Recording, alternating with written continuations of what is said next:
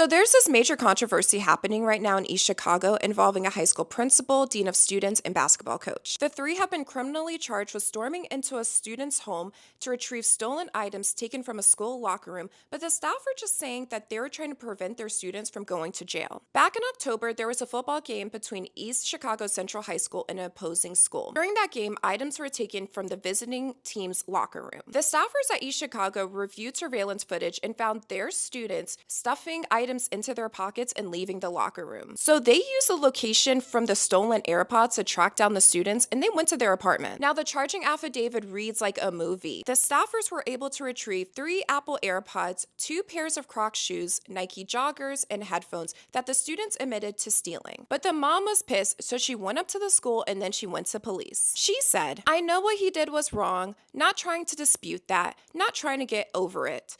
But what made you think it was right for 3 grown men to enter my house at 11 at night? You got my number, you could have texted me. Y'all came to my house like the mob." The principal said it was a school matter and he didn't want his students to go to jail and get a record. But right before winter break, the men were charged with felony residential entry that carries a fine of 6 months to 2.5 years in prison or jail, with a fine of $10,000 if convicted. Now, you can read my full story about this case on the Washington Post, but let me know in the comments, do you think the school staffers should have been charged with a felony crime?